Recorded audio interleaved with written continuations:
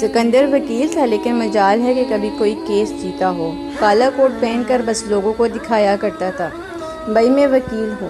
جیب میں پرانے سے ہزار کے 4 نوٹ تھے اور وہ 4 نوٹ پچھلے 1 سال سے پاس تھے۔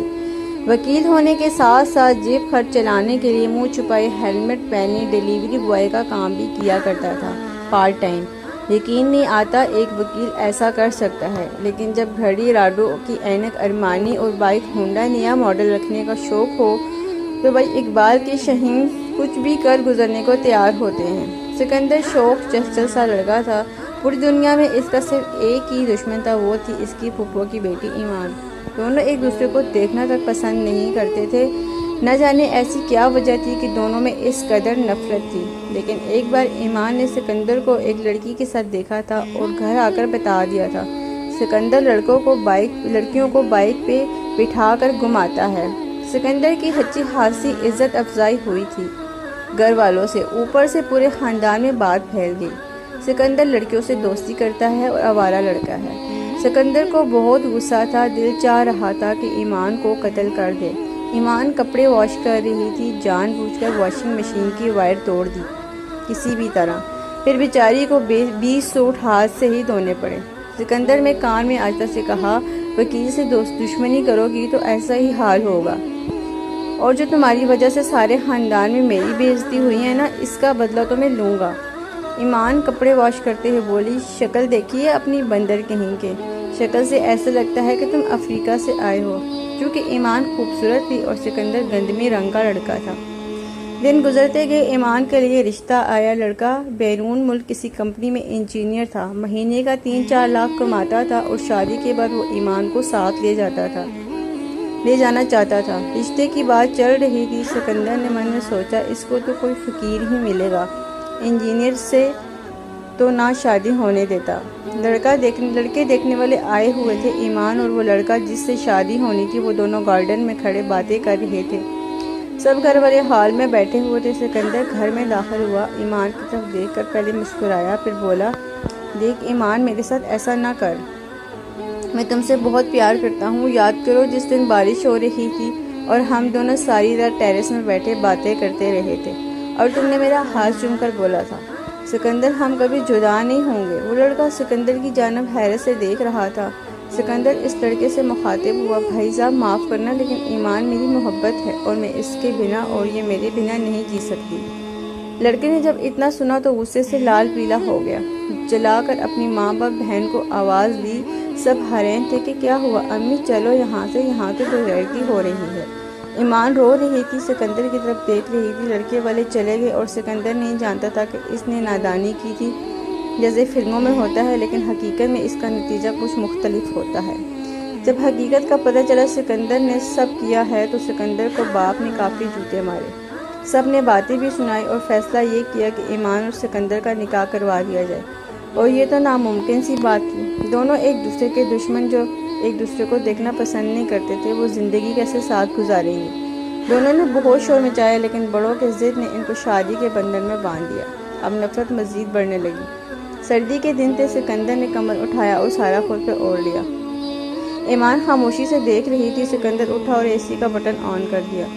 پہلی رات تھی، وہ دونوں ایک دوسرے سے جھگڑ رہے تھے۔ ایمان نے کمبل اپنی طرف کھینچا، لیکن سکندر تھا کہ کمبل میں لپٹا ہوا تھا۔ ایمان کو سردی لگنے لگی، وہ ٹھنڈ سے کانپنے لگی۔ سکندر ہنس رہا تھا، ہائے کتنا گرم کمبل ہے۔ ایمان اٹھی اور ٹیبل پہ پانی کا جگ پڑا ہوا تھا جو اٹھایا اور سارا پانی سکندر پہ انڈیل دیا۔ سکندر چیخ مار کر چلایا، پاگل ہو گئی ہو کیا، جلدی سے اے سی بند کیا، اور دماغ خراب ہو گیا کیا تمہارا۔ ایمان خاموش تھی، کمبل اٹھایا اور خود پہ اوڑھ لیا۔ سکندر بہت غصے میں تھا۔ دن گزرنے لگے، ان کی نفرت تھی کہ بڑھتی ہی جا رہی تھی۔ سکندر خرچہ نہ دیتا، جان بوجھ کر کھانے میں سے نقص نکالتا۔ کبھی کبھی تو ایمان کو تنگ کرنے کے لیے کپڑے الماری سے نکال کر ان کو گندا کرتا تاکہ ایمان پھر سے دھونے پڑیں، اور ایمان بھی کھانے میں جان بوجھ کر کبھی نمک تیز کر دیتی تو کبھی مرچ، کبھی کپڑے جلا دیتی پریس کرتے ہوئے۔ سب نے بہت سمجھایا تھا، لیکن وہ کبھی کسی کی سننے والے کہاں تھے، ایک سے بڑھ کر ایک ضدی۔ اب ایمان کا مطالبہ تھا کہ سکندر مجھے طلاق دو، لیکن سکندر کی ضد تھی کہ نہیں دوں گا طلاق، بس تم کو اپنی غلام بنا کر رکھوں گا۔ غصے اور ضد میں کچھ یوں ہوا کہ شاپنگ کرنے گئی تھی ایمان وہاں اس کی ملاقات ریحان سے ہو گئی۔ ریحان پولیس انسپکٹر تھا اور نظریں ملائی اور ریحان نے ایمان کو اپنا نمبر دے دیا۔ ان میں رابطہ شروع ہو گیا۔ ایمان سکندر سے چوری چھپ کر ریحان سے باتیں کرنے لگی۔ ریحان کو ایمان سے عشق ہو گیا تھا اور ریحان اکثر کہتا تھا کہ طلاق لے لو پاگل سے، میں تم سے شادی کرنے کے لیے تیار ہوں۔ ایمان بھی سکندر سے جان چھڑوانا چاہتی تھی۔ ریحان نے پولیس والا تھا اور اس نے پلان بنایا کہ ہم سکندر کو پھنسا کر مارتے ہیں، ایسا کرو یہ چرس اور پاؤڈر کے کچھ پاکٹس سکندر کی کار میں رکھ دینا، بس آگے کا کام ہمارا ہے۔ ایمان بھی نفرت انا کی ضد میں پاگل ہو گئی تھی، وہ کیسے بھی سکندر کو بس تکلیف پہنچانا چاہتی تھی۔ ایمان نے چرس اور پاؤڈر سکندر کی کار میں رکھ دیے۔ سکندر دوسرے دن عدالت جانے لگا تو راستے میں پولیس نے روک لیا۔ ریحان ساتھ تھا۔ ہمیں خبر ملی ہے کہ تم ڈرگز ڈیلر ہو اور کار کی تلاشی ہوئی، چرس اور پاؤڈر برآمد ہوا اور ہتھکڑی لگا کر جیل لے گئے۔ وہاں بھی اصل کام شروع ہوا۔ ریحان نے سکندر پہ تشدد شروع کر دیا، سکندر کو بہت مارا، چھوٹے جھوٹے قدمے درج کیے اور اس کے خلاف سکندر کو اتنا مارا کہ بازو کی ہڈی ٹوٹ گئی۔ سگریٹ جلا جلا کر لگاتے رہے اور بجلی سے جھٹکے دیتے رہے۔ 5 دن گزر گئے تھے۔ گھر والے سب پریشان تھے کہ سکندر کہاں چلا گیا، لیکن ایمان جانتی تھی، ایمان خاموش تھی۔ ریحان نے سکندر کے سامنے فون کال کی، ایمان میری جان، کل اس کا اکاؤنٹنٹ کے کر دوں گا، قصہ ختم، شادی کی تیاری کرو۔ ایمان خاموش تھی۔ ایمان نہیں جانتی تھی کہ اس سے کیا گناہ ہو گیا ہے۔ اسے غلطی کا احساس ہونے لگا تھا، وہ سب کو بتانا چاہتی تھی لیکن ہمت نہیں تھی۔ دوسرے دن جب ریحان سکندر کا اکاؤنٹنٹ کرنا چاہتا تھا تب سکندر کے کچھ وکیل دوست آ گئے، ضمانت پیپر لیے۔ ریحان حیران تھا کہ ان کو کیسے پتہ چلا۔ سکندر ہمارے پاس ہے، سکندر کے دوستوں نے ضمانت پیپر لیے، لیکن اصل مسئلہ یہ تھا کہ ریحان نے FIR بھی نہیں بنائی تھی ابھی تک۔ اس کے پاس سکندر کو رہا کرنے کے علاوہ کوئی دوسرا راستہ نہیں تھا۔ اس نے غیر قانونی طور پر سکندر کو گرفتار کر قید میں رکھا تھا اور وہ وکیل سے مقابلہ نہیں کرنا چاہتا تھا۔ سکندر کو رہا کر دیا گیا۔ سکندر 7 دن بعد گھر آیا، چہرے پہ زخموں کے نشان تھے۔ امی ابو بہن بھائی سب پریشان ہو گئے تھے دیکھ کر۔ سکندر نے مسکرا کر بتایا کچھ نہیں ہوا، ایک ایکسیڈنٹ ہو گیا تھا، بس صرف چہرے کے زخم دکھائے تھے۔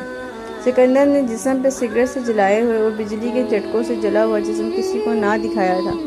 کمرے میں چلا گیا اور ادھر ریحان کچھ پریشان تھا کہ سکندر کچھ کر نہ دے میرے خلاف۔ ایمان کمرے میں آئی، سکندر مسکرایا، پڑ گئی ٹھنڈ، آ گیا سکون، بہت مزہ آیا ہوگا نا میری یہ حالت کروا کر۔ ایمان خاموش تھی۔ ایمان کی طرف دیکھ کر بولا، میں تمہارے اور ریحان کے بارے میں سب جانتا تھا، میں جانتا تھا کہ تم دونوں کی پلاننگ کیا تھی اور کیسے مجھے پھنسانا ہے۔ تم دونوں میں سے میں خاموش رہا اور انجوائے کرتا رہا، میں نے اپنے دوستوں کو سب بتا دیا ہوا تھا۔ ایمان نے سر جھکا لیا۔ ایمان ڈر گئی تھی سکندر اب سب کو بتائے گا، لیکن سکندر نے شرٹ اتاری اور آئینے کے سامنے کھڑا ہوا، جسم پہ درجنوں زخم تھے۔ ایمان کی جانب دیکھ کر بولا، تم بیوی ہو میری، میں نہ تو تمہارا دامن داغ در کروں گا اور نہ طلاق دوں گا، یہ راز ہمیشہ راز ہی رہے گا کہ تم نے میرے ساتھ یہ سب کیا۔ خوش ہونا اب؟ ایمان کا غرور پل بھر میں خاک ہو گیا۔ سکندر کے قدم تھے اور ایمان کے ہونٹ، دونوں رونے لگی۔ سکندر میں ہاری اور تم جیت گئے۔